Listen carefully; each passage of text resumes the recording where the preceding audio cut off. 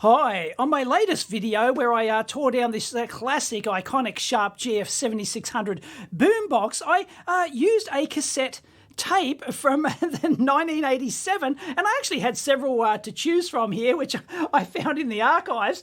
So yeah, I did choose Smash Hits 87 though, and it actually, I didn't realise this at the time, but it contains something very interesting that if you were lucky, you got this back in the day. So let me show you what we got here. So Smash Hits 87, so you get the, normal cassette, it'll tell you what the songs are and everything like that, and you take it out and you think, okay, well, I've just got like the cassette and whatnot. So there you go. I'll show you that up close for those playing along at home. There it is. Side 1, side 2. Doesn't say if this one's like a chrome jobby or not.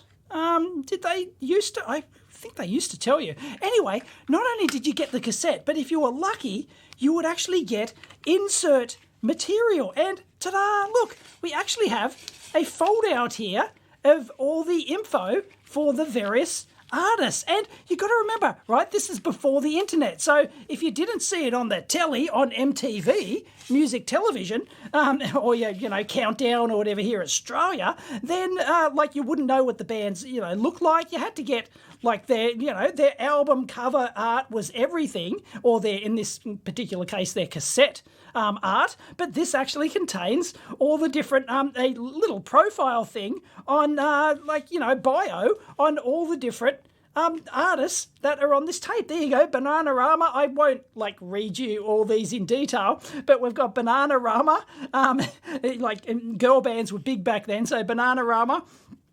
We've got the Bangles here. We've got, let's have a look.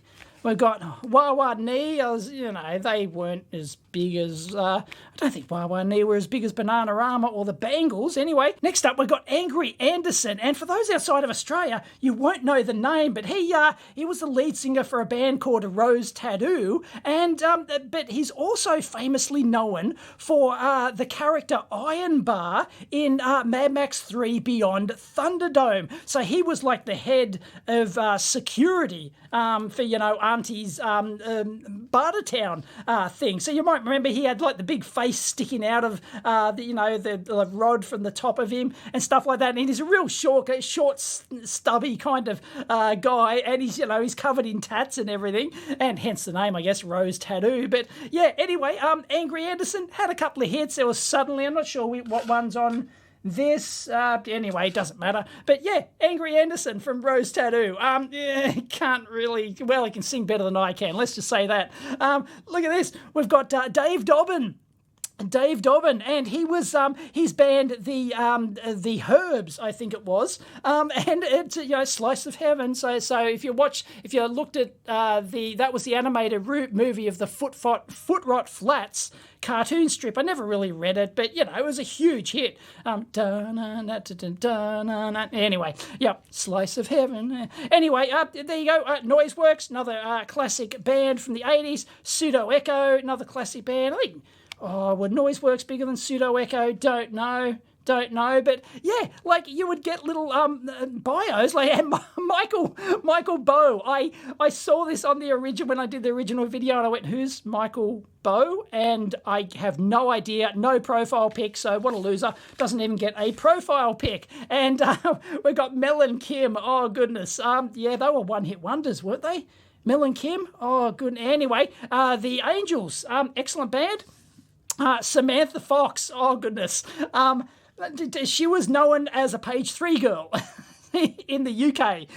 She was, wasn't she? Yeah, she was a page 3 girl, Samantha Fox. And I guess she had a song. I don't even remember what it was.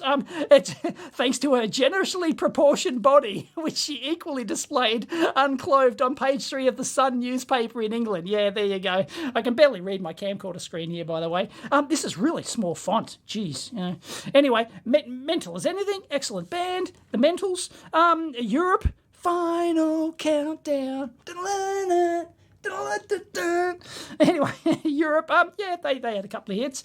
Party Boys, and then the Chantoozies, Chantoozies weren't meh much. And then we've got Kylie Minogue, of course, hugely famous Australian singer, but you might not know that actually here in Australia, she was the lesser known of the two sisters.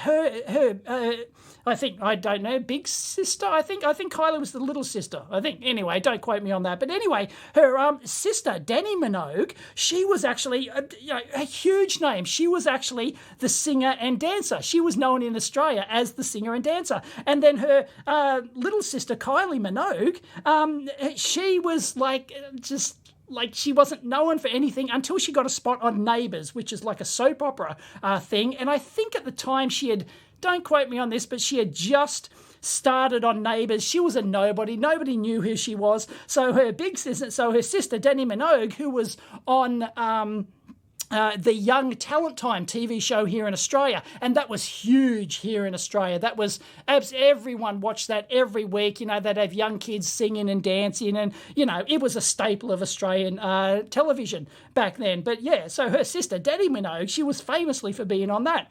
And then one week she decided to give her sister a break, and she got Kylie on, and the two of them did a duo, and you'll have to Google search it if you want. It's just Danny and Kylie doing Sisters Are Doing It For Themselves. You won't see anything more iconically 80s than that, I don't think. Anyway, absolutely, the big hair thing, and the two of them belting out Sisters Are Doing It For Themselves. And then it turns out that, well, Kylie was actually, everyone liked Kylie more than Danny. And that, boom. And then she released the first single, Locomotion.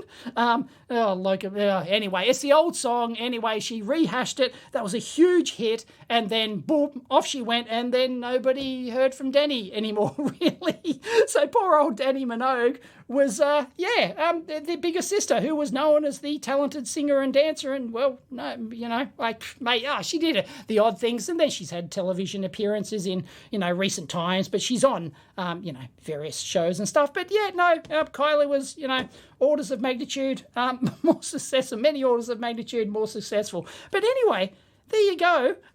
You used to get these, info slips. And before the internet, this is how you found out, a little something about the artist. And if you're lucky, your smash hit mix tape would get, you get little like bio things or, stuff like that. So really groovy, huh?